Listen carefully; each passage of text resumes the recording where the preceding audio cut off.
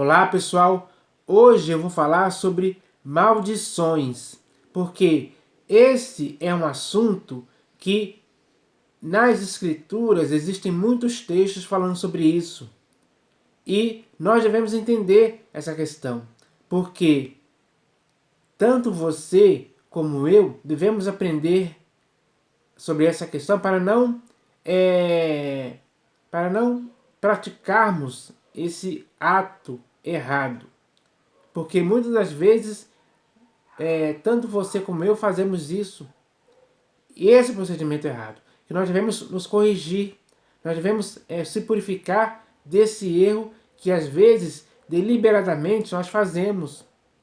Então, não podemos deixar de aprender essa lição. Temos que aprender essa lição, colocá-la em prática para o nosso próprio bem. Porque falar maldição contra outras pessoas é errado da sua parte, da minha parte. Então, se é algo errado, o que nós devemos fazer é deixar de praticar o que é errado e praticar o que é certo, para que possamos andar em retidão, falar coisas importantes, úteis, ou seja, aquilo que nós devemos falar deve transmitir graça aos que ouvem e não maldição para outras pessoas ou para qualquer pessoa. Enfim, então nós devemos tomar esse cuidado. É necessário fazer isso, porque aquilo que nós falamos contra alguém está demonstrando claramente que nós estamos com má intenção. E às vezes essa má intenção é a de amaldiçoar alguém. Então, esse é o procedimento errado. O que nós devemos fazer, usando as nossas palavras, usando a nossa língua, é abençoar as pessoas. É falar palavras que edificam, palavras que ajudam, palavras que possam servir como um remédio para curar, palavras saudáveis, palavras temperadas com sal. É isso que as pessoas precisam ouvir. E elas não precisam ouvir de você ou de mim maldições. Não podemos praguejar contra alguém. Não podemos blasfemar contra alguém. Falar palavras erradas contra alguém. Então, nós devemos tomar esse cuidado, porque nas escrituras existem muitos textos tentando nos ensinar o procedimento certo para aquilo que nós devemos falar. E claro que que as escrituras vão nos ensinar a não amaldiçoar ninguém, e sim abençoar. Então, esse tem que ser o nosso procedimento. Nós devemos nos conscientizar disso. Nós devemos entender que as lições que as escrituras nos trazem a respeito disso, nós devemos praticar, colocá-la em prática, para não cometermos mais o erro de amaldiçoar ninguém. Maldição é algo muito sério e pesado, é algo terrível, é algo que pode estragar a vida de uma pessoa, pode fazer a pessoa até morrer. Enfim, pode causar várias e mais consequências na vida da pessoa. E a pessoa que amaldiçoa é responsável por isso, porque é ela que lançou a maldição. De forma inconsequente, por vários motivos e razões erradas, que às vezes por algum conflito, às vezes até um empurrão, um esbarrão sem querer, as pessoas já amaldiçoam as outras pessoas. Imagine se for coisa mais séria. Então, é preciso tomar cuidado com isso. E você e eu devemos tomar esse cuidado. E nas escrituras existem muitos textos que vão nos ajudar a tomar esse cuidado para não praticarmos esse mal contra alguém. Nós devemos entender isso. Então, eu vou ler aqui, eu separei aqui 5 textos sobre maldição, para que possamos ler aqui e entender um pouco sobre essa questão. Então, o primeiro texto que eu vou ler aqui está no livro de Provérbios de Salomão, capítulo 3, versículo 33. Então está escrito assim, ó: a maldição do Senhor habita na casa do perverso. Porém, a morada dos justos ele abençoa. Então, o perverso é aquela pessoa que pratica perversidades, pratica o mal, pratica o ódio, pratica maldades. E geralmente ela faz isso deliberadamente. Ela tem esse prazer, essa vontade espontânea, digamos assim, de fazer isso. Porque ela é uma pessoa perversa. As suas atitudes, muitas das vezes, são perversas também contra outras pessoas. Que às vezes não fizeram nada de mal para ela, mas mesmo assim, por causa de sua perversidade, por causa de sua consciência perversa, de sua maldade, de seu dolo eventual, ela pratica perversidade. Então, para essa pessoa, a maldição do Senhor habita na casa do perverso. Porque é uma punição justa de Deus para com a pessoa perversa, que pratica perversidades contra outras pessoas. Então, a maldição do Senhor habita na casa do perverso. Isso é Deus exercendo justiça, de certa forma. Porque quando o perverso ele pratica a perversidade de amaldiçoar alguém, ele está agindo de forma errada. Então, para punir esse erro, aí vem a maldição do Senhor que habita na casa ou na morada do perverso, na casa do perverso. Porém, a morada dos justos, ele abençoa.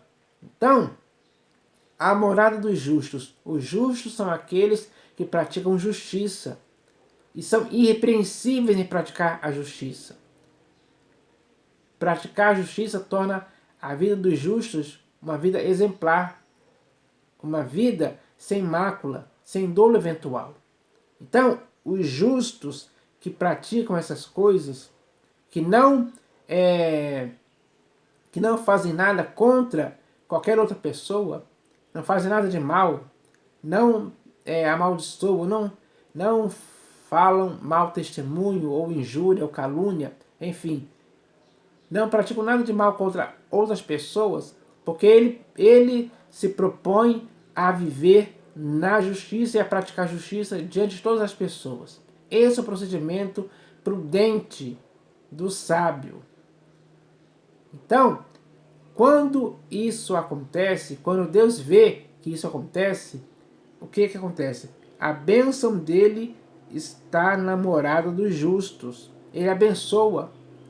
Porque está escrito aqui, ó, a maldição do Senhor habita na casa do perverso, porém a morada dos justos ele abençoa. É claro que ele vai abençoar aqueles que têm práticas justas diante das pessoas e principalmente diante de Deus. Ele vai abençoar. A morada dos justos será abençoada assim por Deus. Então, esse provérbio aqui é uma realidade que dá para se ver, dá para se perceber em muitas casas por aí.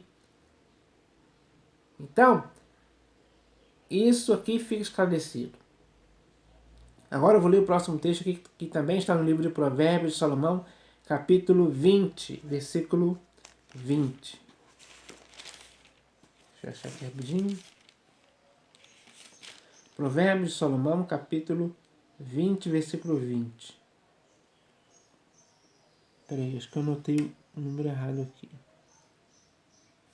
Não, peraí. Deixa eu ver aqui rapidinho. Ah, tá certo. Eu estava lendo no capítulo 21. Provérbios, capítulo 20, versículo 20. Está escrito assim, ó. A quem amaldiçoa seu pai ou a sua mãe, apagar-se-lhe-á a lâmpada nas mais densas trevas. Então, já está falando aqui que o filho ou a filha que amaldiçoa a seu pai ou a sua mãe, na vida dessa pessoa vai se apagar a lâmpada nas mais densas trevas. Então a pessoa vai ficar totalmente no escuro, nas trevas, porque se apagou a sua luz.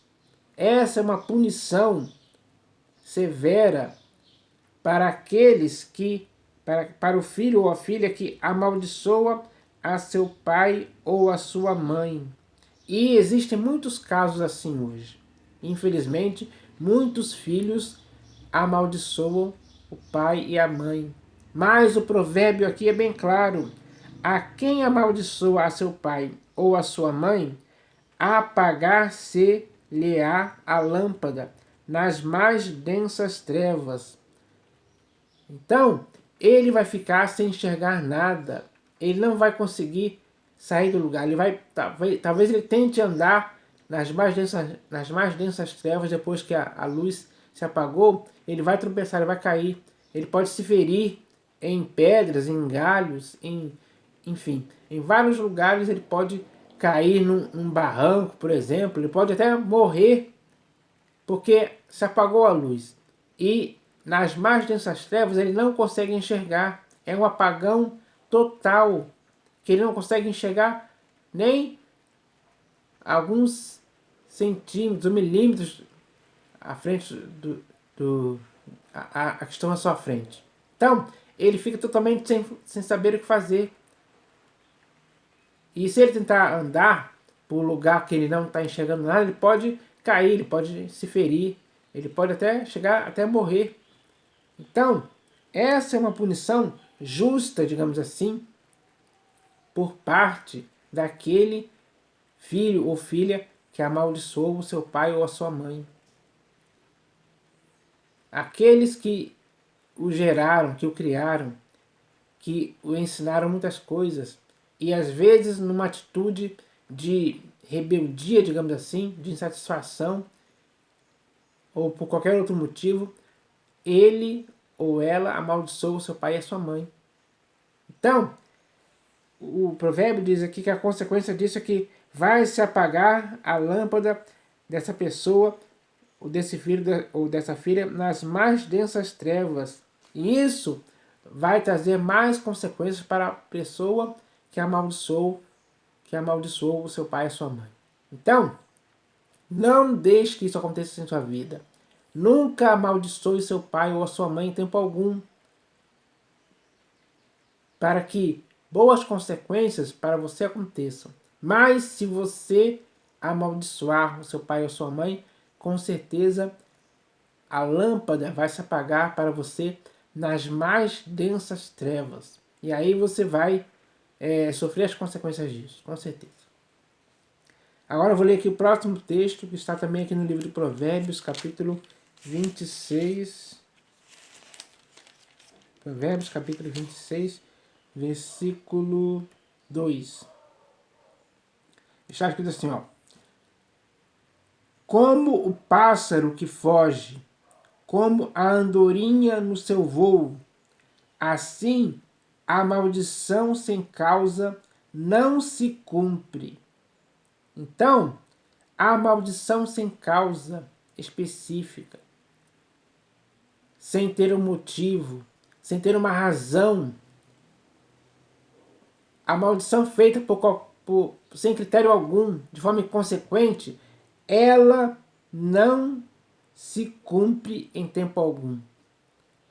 Vai ser uma maldição lançada de forma inútil. Ela não vai atingir o seu alvo. Ela não vai se cumprir. Isso é certo de acontecer. O texto é muito bem claro. Ó. Como o pássaro que foge, como a andorinha no seu voo, assim a maldição sem causa não se cumpre. Então, aqueles que amaldiçoam sem causa, motivo, razão e circunstância, essa maldição não vai se cumprir em tempo algum. Não adianta tentar, não adianta fazer dessa forma que não vai se cumprir. O provérbio é bem claro e simples de se entender. Não tem como você ouvir esse provérbio e achar que a sua maldição sem causa vai se cumprir. Não vai. Não vai em tempo algum, porque isso já está escrito para que hoje possamos saber disso. E ao saber do que esse provérbio nos ensina, não tem como você fazer isso e pensar que a sua maldição vai se cumprir. Não, não vai. Já está escrito assim para que entendamos que não vai se cumprir. O texto é muito bem claro. Ó. Como o pássaro que foge, como a andorinha no seu voo, assim a maldição sem causa não se cumpre. Então, essa é uma verdade que dia após dia nós podemos ver acontecer. Se você pesquisar sobre esse assunto, você vai ver isso aí. Que muitas maldições não se cumpriram porque elas foram feitas sem causa. Então, essa é a verdade. Agora eu vou ler aqui o próximo texto, que está na Epístola de Paulo aos Romanos, capítulo 12, versículo 14. Epístola de Paulo aos Romanos, capítulo 12, versículo 14. Então, nesse texto aqui vai falar sobre a bênção. A bênção ela tem que ser pronunciada por nossas línguas, por nossas palavras, e não a maldição. Devemos aprender também essa lição importante, porque quando aprendemos algo bom, algo saudável, temos que praticar. Isso é importante, tanto para você como para mim. Então, esse texto aqui fala a respeito disso. Está escrito assim, ó. Abençoai os que vos perseguem, abençoai e não amaldiçoeis. Muitas pessoas podem te perseguir, muitas pessoas podem me perseguir, mas eu não tenho que me deixar levar pelo fato de alguém me perseguir e reagir à maldição da pessoa. Não, esse procedimento não é correto. O procedimento correto ensinado aqui para você e para mim é bem claro. Abençoai os que vos perseguem. Todas as pessoas que perseguem a você e a mim, nós devemos abençoar dia após dia, para que aquela pessoa seja abençoada de fato em nome do Senhor Jesus. Esse é o procedimento correto. O procedimento errado é não amaldiçoar essas pessoas. Abençoai os que vos perseguem, abençoai e não amaldiçoeis. Às vezes as pessoas, por vingança, por uma reação errada, elas amaldiçoam aquelas pessoas que os perseguem. Esse é o procedimento errado. Você tem que abençoar os que vos perseguem. Esse é o procedimento certo. Então, esse texto aqui é muito bem claro e não deixa dúvida em ninguém. Abençoai os que vos perseguem, abençoai e não amaldiçoeis. Quando ele disse não amaldiçoeis, isso é o que nós devemos praticar. Não amaldiçoar, e sim abençoar. O nosso objetivo é sempre abençoar. Então, essa é a lição que nós devemos aprender e colocar em prática, para não sairmos por aí amaldiçoando pessoas em retaliação, em vingança contra aquilo que elas fazem contra nós quando nos perseguem. Então, nós devemos entender essa lição, para colocar ela em prática da maneira que é nos ensinada aqui, porque esse ensinamento é saudável, é um ensinamento justo e perfeito sobre essa questão. Então, isso é muito bem claro esse ensino. Agora aqui eu vou ler o último texto, que está na Epístola de Tiago, capítulo 3. Deixa eu achar aqui. Epístola de Tiago, capítulo 3, do versículo 8 ao 10. Então, como eu já falei aqui, o que nós podemos usar para amaldiçoar alguém é a nossa língua. E esse texto vai falar sobre isso. Está escrito assim, ó. A língua, porém, nenhum dos homens é capaz de domar. É mal incontido, carregado de veneno mortífero. Com ela, ou seja, com a língua, bendizemos ao Senhor e Pai. Também com ela, ou seja, com a língua, amaldiçoamos os homens feitos à semelhança de Deus, assim como nós fomos criados.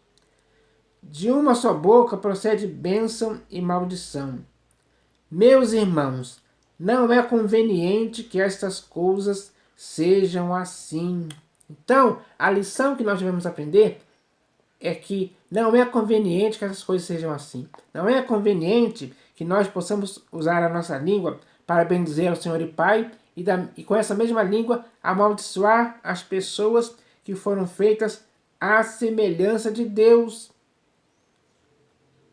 Então, nós devemos aprender isso.